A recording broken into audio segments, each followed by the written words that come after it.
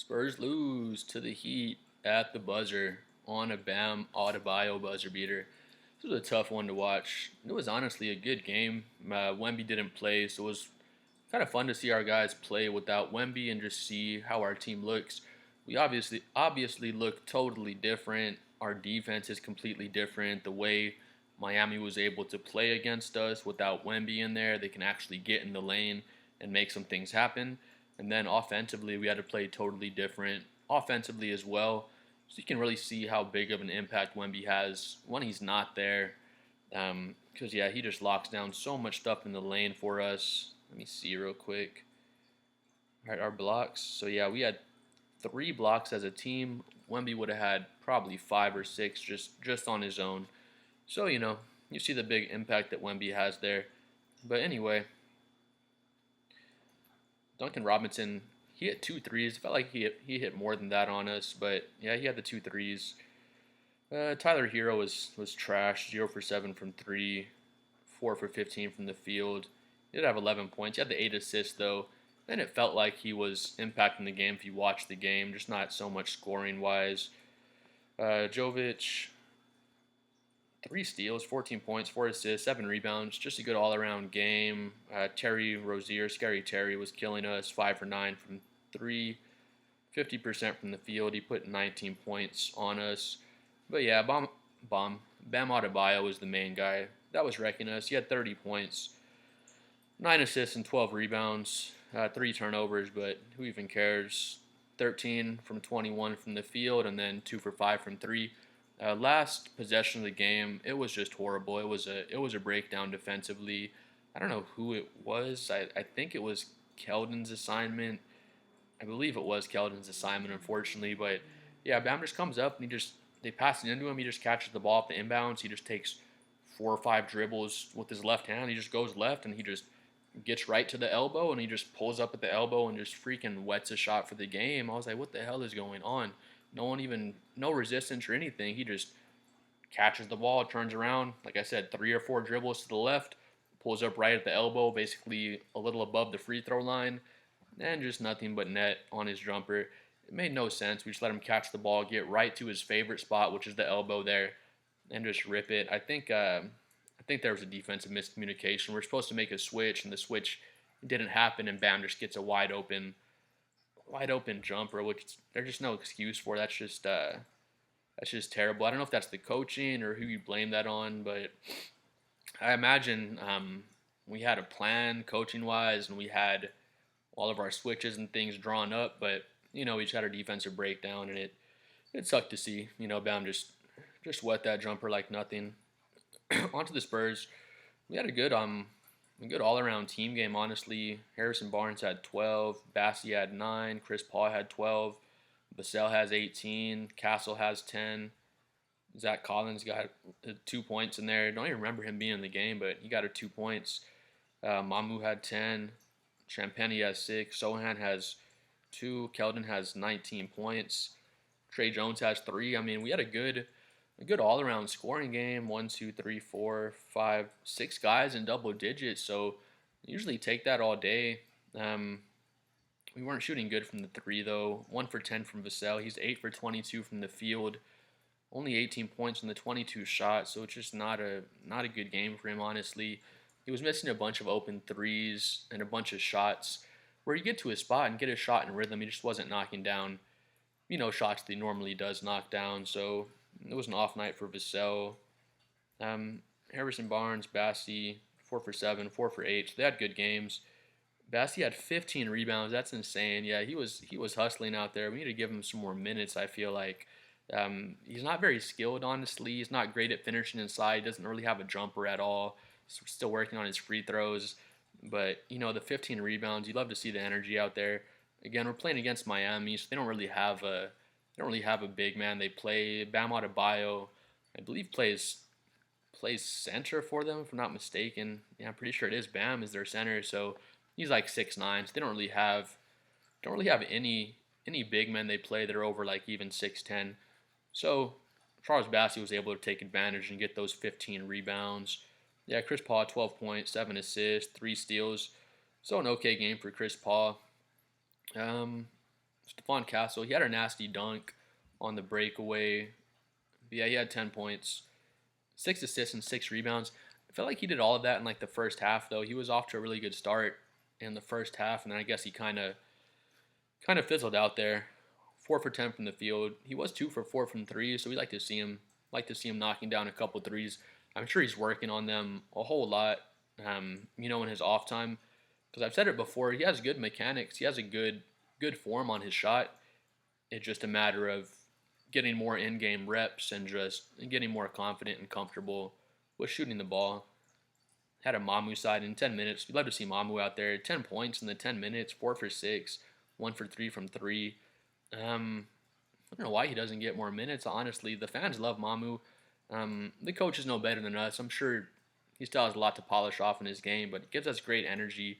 10 points in 10 minutes. You can't be mad about that. Julian Champagny, 2 for 5, 6 points, 2 assists, 2 rebounds. He was out there. He had an okay game, I guess. It wasn't nothing bad he really did. Jeremy Sohan, only 2 points, 5 rebounds, 3 assists. Yeah, I mean nothing crazy from Sohan out there.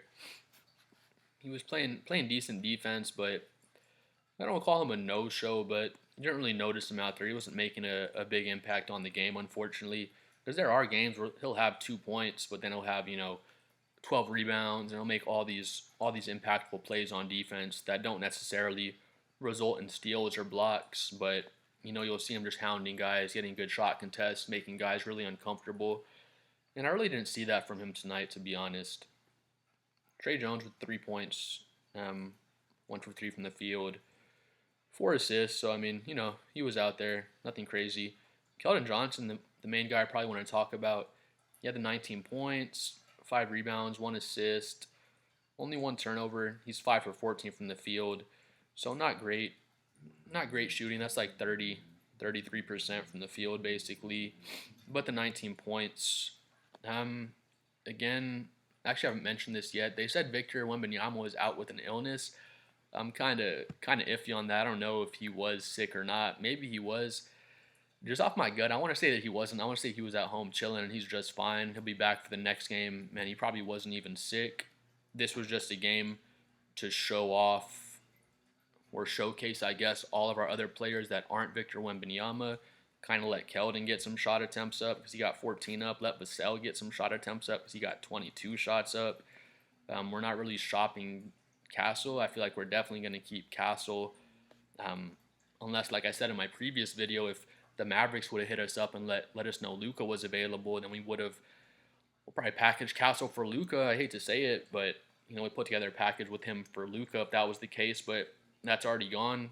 Hey, Oklahoma City, if y'all want to trade freaking SGA, we might package Castle for that, but Castle's untouchable unless it comes down to, Luka Doncic, SGA, MVP caliber players.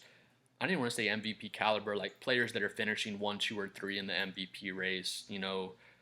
Jokic would be kind of in the conversation, but he's already 30, so I would rather have Castle at this point in his career. But anyway, I got off tangent there. I don't think we're really shopping Vassell so much, but we may be if we can get De'Aaron Fox. I don't want us to trade Vassell. I want us to keep Vassell because he'll play very well off of De'Aaron Fox's play style.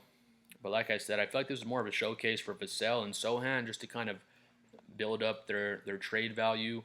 Whether we do or don't end up trading them, I feel like we will end up trading Keldon, to be honest, unfortunately, because we love him. He's been with the franchise so long, but he looks like he's going to be packaged in a trade, honestly. His demeanor's been looking kind of off. I feel like the franchise probably kind of let him know that we are shopping you. Maybe not 100% that we're going to trade you, but we are shopping you at least. I'm hoping that the Spurs do make that splash trade for De'Aaron Fox. Or I don't know if we have somebody else in mind, but, if we do make the trade for Fox, I'm still torn about it. I'm on the line. Comment below and let me know what you think. Part of me wants us to make the trade for Fox and then make a playoff push this season. We'll make it in 7 or 8, whatever it is, and then we'll get some playoff experience for Wemby and the young guys, and it'll be good for them to get some playoff experience. But then my other side is saying, don't make the trade. Wait until the off season. I I don't want to use the word tank, but that's essentially what we'd be doing, just kind of tank the rest of the season, finish in the 13 seed, basically, 13 or 14, who knows. I don't think we can make it down to 14. We have to tank like crazy, but finish in the 13 seed, get one of those high first round draft picks, and then trade for De'Aaron Fox in the off season. Maybe we trade one of those higher picks we get, but that way we can for sure keep Vassell, keep more of our assets instead of what I'm saying, instead of giving up so much for De'Aaron Fox and then getting into the playoffs. This season to our detriment, I would think, because yeah, our guys do get a bit of playoff experience, but it'd be better to get two high first round picks. I think we can possibly get 3 first round picks. I think it depends on how the Hawks finish. I think we have the Bulls pick as well, so it kind of depends on those teams if we do get that 3rd first round pick. But yeah, I feel like that would be the smarter move. Wait until the off season, and then see what our picks are looking like. Finish in the 13 seed so we get higher first round picks, and then then see how the package looks for De'Aaron Fox. Because we're going to acquire more first round talent, and that young talent is usually how we build our teams through the draft.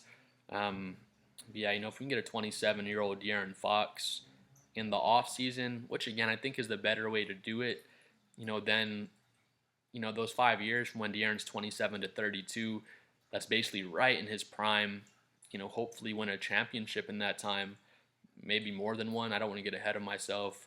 We're pretty spoiled as Spurs fans in San Antonio with winning championships, but hopefully win one in those 5 years. See what happens. Get Wemby a lot of playoff experience, a lot of big game experience in the playoffs, and then once De'Aaron Fox is kind of aging, once he's 27 now. By the time he's 35, Wemby will be turning like 28. So Wemby will be smack dab in the middle of his prime, and then maybe we trade for another star player.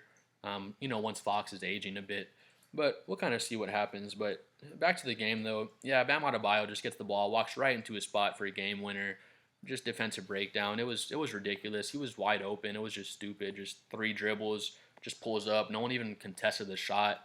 If they did, it didn't even affect him at all. Like they were super late and just wet little elbow jumper there for Bam Adebayo. But all credit goes to the Heat. It was a fun game to watch. Fun to watch the Spurs without Wemby and see how he performed.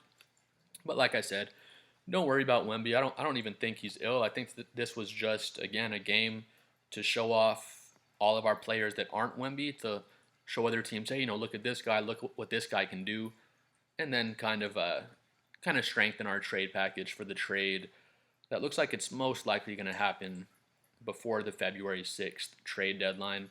But please comment below what you think about the game, what you think about us possibly making the trade for De'Aaron or another player. And yeah, please like and subscribe if you made it to the end, and we'll see you all for the next one.